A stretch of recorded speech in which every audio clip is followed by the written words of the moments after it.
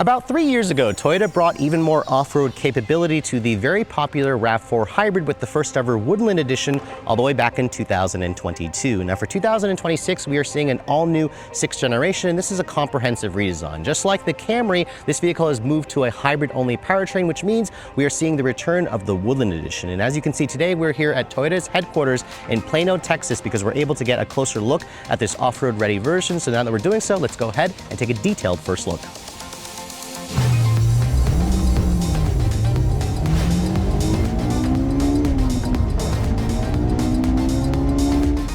So we have been waiting for Toyota to show us the all-new 6th generation version of the RAV4 for a while now, because as you guys know, this is the best-selling vehicle in the class. So when a new version comes out, you better believe that every other manufacturer is going to stand up and take notice. Now, before we start talking about the unique styling elements of this Woodland trim, let's go ahead and talk about what's going on underneath the hood, because I mentioned earlier, all RAV4s now come standard with hybrid power, which means the base 2.5-liter gas-only engine has been discontinued. Along with that, the 8-speed automatic has been discontinued. All versions will get the base 2.5-liter gasoline direct injection 4-cylinder, which is hooked up to either 2 or 3 electric motors. This is, of course, being powered by their 5th generation hybrid synergy drive system. If you guys go for the plug-in hybrid version, which is technically now available on the Woodland edition, you'll get the 6th generation of Toyota's hybrid battery technology. This model that we're showing you here is not the plug-in hybrid, which means it comes standard with the electronic all-wheel drive system, which adds a separate electric motor to the rear axle to basically give you up to 236 horsepower. If you guys go for other trims with front-wheel drive, you'll have 226 horsepower. However, keep in mind, the Woodland is now available with the plug-in hybrid powertrain, which was the old RAV4 Prime. But of course, you have the same engine here with a strengthened electric motor and a large battery pack. Now, the old model had an 18.1 kilowatt-hour battery pack. I would estimate that the new version is probably around 22 kilowatt hours because Toyota says it's 20% larger, giving you up to 50 miles of electric-only range. That's up from 42.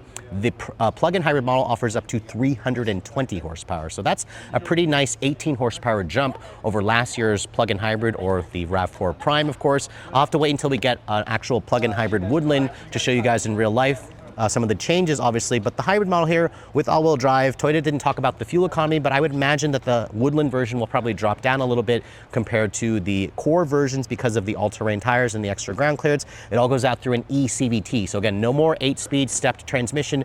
All of them have an electronic CVT, which I know some of you don't like that, but for a hybrid vehicle, it makes the most sense to get the best efficiency and get the best acceleration. The Woodland versions can also tow up to 3,500 pounds, and while I didn't talk about the curb weight, I would expect this model to be heavier versus the core models, probably coming in at around just over 4,200-ish pounds or so, but we'll have to know that, or we'll figure that out once we get the final detailed specs as the vehicle gets closer to the on-sale date. But let's go ahead and close up the hood here and talk about the exterior styling, because as you can see, the Woodland version has its own unique front fascia, and that's where Toyota is trying to separate the RAV4s with basically 3 different subcategories. There's the core models, which is like an LE, an XLE, and a Limited.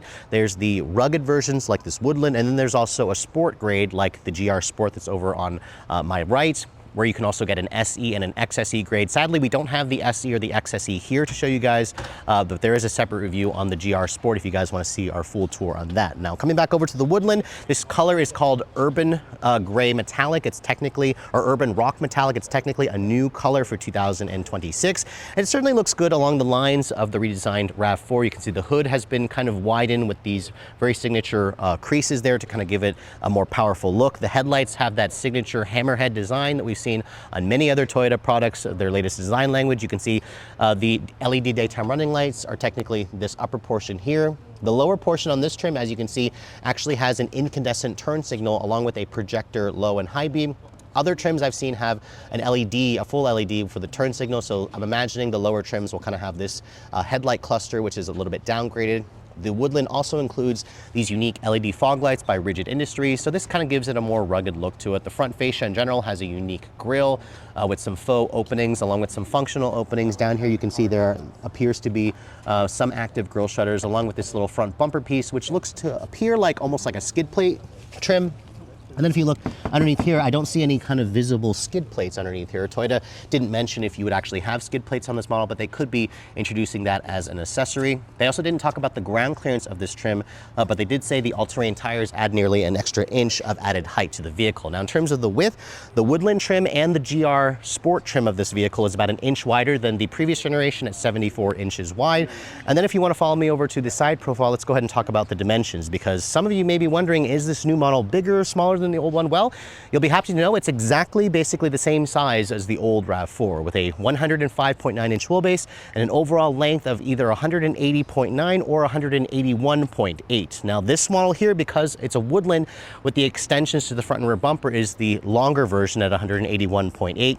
It's around an inch taller versus the regular core versions because of their extended roof rails and the all-terrain tires, which, by the way, you can see the wheels. These are a unique 18-inch graphite gray 6-spoke wheel that you get with the Woodland. I actually love the way these wheels look, especially when they're wrapped in that Dunlop Grand Trek all-terrain tire. It's technically a 235 by 50, or I'm sorry, by 65 R18. The brakes are all discs. Toyota didn't mention again if they've increased the actual suspension height, but they probably have given it unique suspension tuning, obviously. The Woodland gets a little bit more aggressive body side cladding along the wheel arch trim, along the lower side still, of course. This gray color, as you can see, looks pretty good with a lot of the unpainted gray plastic cladding around the vehicle. You can see the mirrors are also still black painted. You have turn signals, indicators, along with a 360 camera. These are not power folding, however. That's something that you might find from some competitors. I also appreciate how there's no chrome along the side of the vehicle. There's just these black painted door handles. And then, of course, there's this very beefy roof rail with the actual crossbars, along with just a standard sunroof. Toyota didn't mention if they were going to offer a pano sunroof on the Woodland. I'm going to assume they're not going to, because if you're going to put something on the roof like a tent, for example, a glass roof could become a liability if, you know, something were to happen. But looking at the rest of the profile here, you can see this is kind of where the RAV4 still has like a boxy design, but following me over to the back, this is kind of where I think the previous generation, that's just my personal opinion, looks better. Now, obviously, there's some styling cues here of the 4th generation RAV4, at least in my eyes, along with some Nissan Rogue mixed in, but it certainly is bold. You have this kind of vertical light LED elements here for the taillights, which also include an LED turn signal, LED reverse lights as well. None of that trendy full LED light bar. Instead, there's just a bold RAV4 badge with one of the smallest Toyota logos that I've ever seen on a new vehicle today. And then, of course, there's the Woodland badge over here to let everybody know you have the off-road ready trim, along with the HEV badge on the left side with the new Beyond Zero badge. All the Woodlands, of course, are going to come standard with all-wheel drive. And then here, the rear bumper has this big cutout for a really small tow hitch. That looks to be like a 1.5-inch receiver.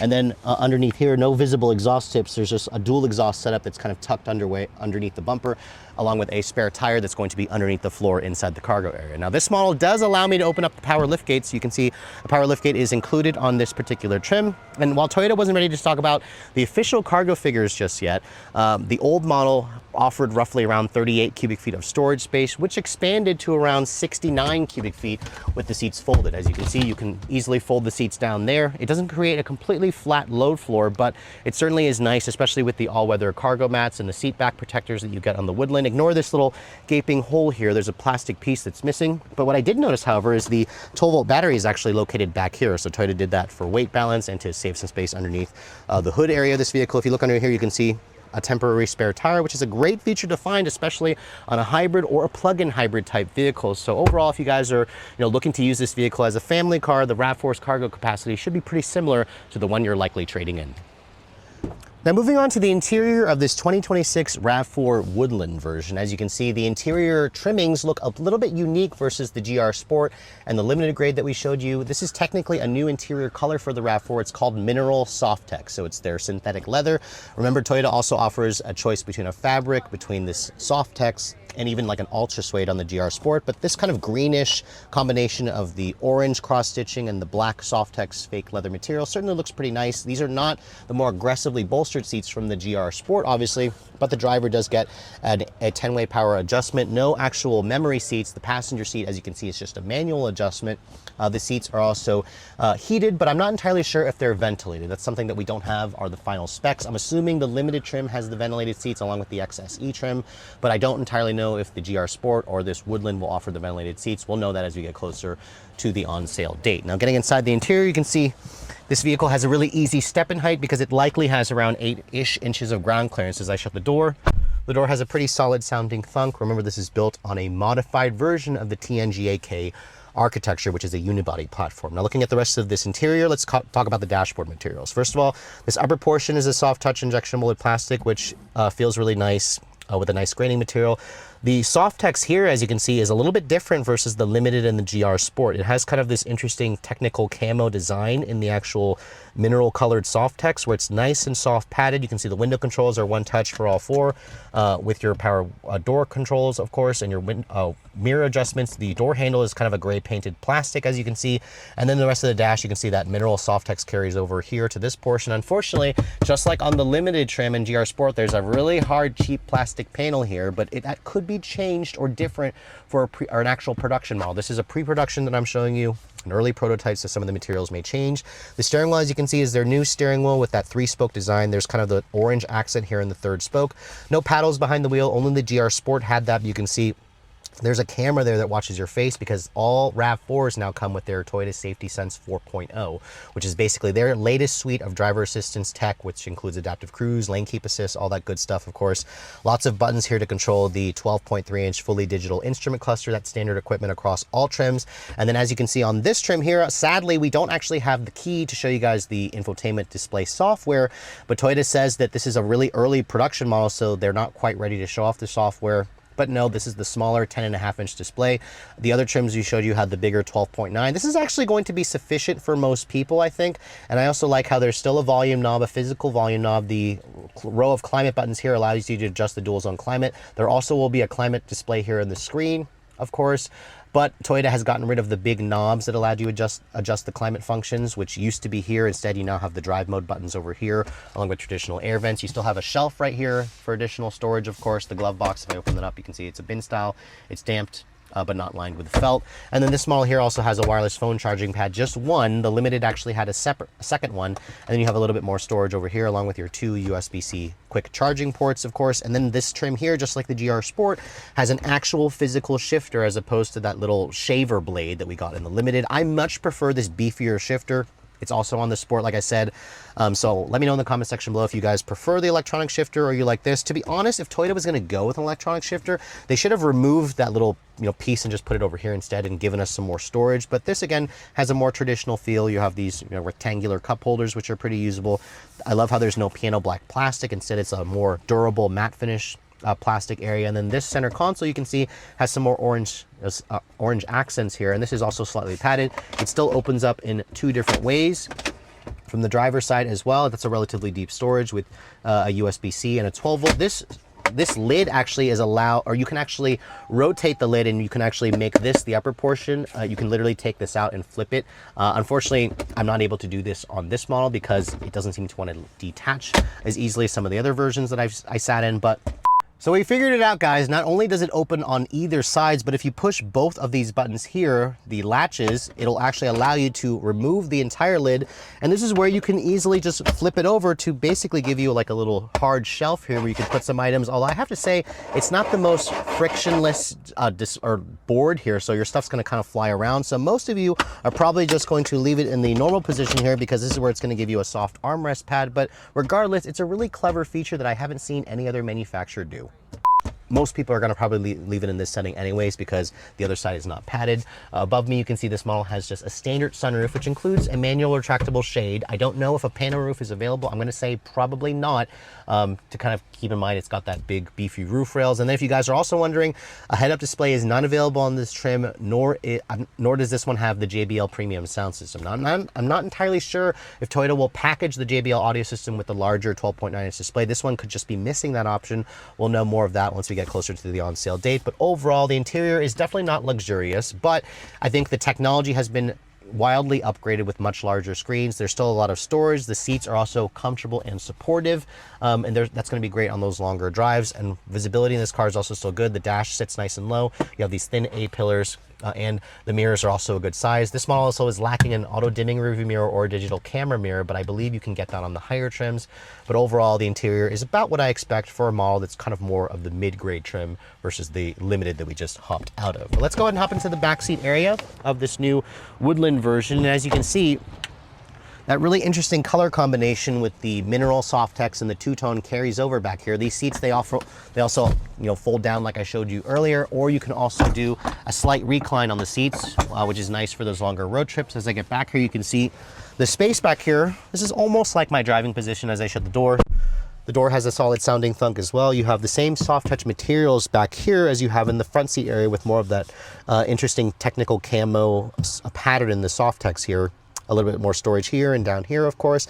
And then the legroom figures. The old model had around 38 inches of legroom. I would estimate this is probably pretty similar based on the similar proportions on the outside. You have rear seat air vents, of course, 2 quick charging USB-C charging ports, and then you have these 2 storage cubbies over here. Not a completely flat floor, but in terms of the headroom space, the sunroof does take up some room, but there's a nice little carve out here to give you maybe a good like 4 inches of additional headroom clearance for somebody my height at 5'7". And if you fold down this armrest, you can see there are 2 cup holders. So overall, the backseat area is not the most spacious, but it certainly is going to suffice for most people with average size adults.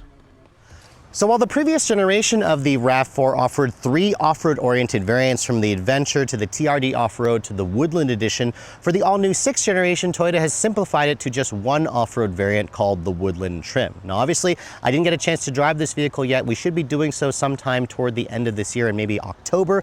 It certainly takes some hardware and styling cues from the old TRD Off-Road and the Woodland Edition and made this vehicle look a lot more modern, a lot more rugged, a lot more capable. And while I wish I had some specific ground clearance information, some specific software information that Toyota may have done to the all-wheel drive system, I have to say the entire package here of this Woodland grade certainly feels like it's kind of right in line with the rest of the 6th generation model. I like the styling updates that Toyota has made. I like the modern infotainment system. The seats are also comfortable. The interior appears to be spacious. And the powertrains of this vehicle, hybrid only, is certainly awesome. The fact that Toyota is offering the plug-in hybrid variant, however, is going to be a game changer because it's probably going to be, I think, the only plug-in hybrid off-road oriented model in the compact mainstream SUV segment. So that's going to be a big deal for people. In fact, Toyota actually says they're going to offer DC fast charging capabilities on the plug-in hybrid, although I believe it's only going to be on the XSE trim and perhaps the Woodland trim. The GR Sport Prime will not, or the GR Sport plug-in hybrid won't actually have the DC fast charging capability. But once we get our hands on one of those models in the Woodland with the plug-in hybrid powertrain, we'll be sure to kind of update you with that, all the information on that. Now, in terms of availability, I mentioned earlier I'll be driving this vehicle sometime in October. So it should be going on sale shortly after that. And pricing wasn't announced just yet, but let's go ahead and speculate because the current Woodland edition of the RAV4 starts at around $37,500. It's going to be kind of probably in that same range if I had to guess, because if you wanted to get into a hybrid now for 2025, it starts around $32,000, but because there's a new front-wheel drive variant, I would estimate that it's probably going to be a little bit cheaper than that for a base LE version, of course, with front-wheel drive. The Woodland, however, I would probably estimate it's going to start at just under $40,000, but of course we'll know more of that as we get closer to the on-sale date. But with all that said, hope you guys have enjoyed my very detailed overview on the fully redesigned 2026 Toyota RAV4 Woodland. If you're also looking to see the latest cars I'm testing, be sure to follow me on Instagram at redline_reviews, like us on Facebook, and as always guys, please keep subscribing to the Redline Reviews YouTube channel for all the latest reviews. Thank you so much for watching. I'll catch you all in the next video.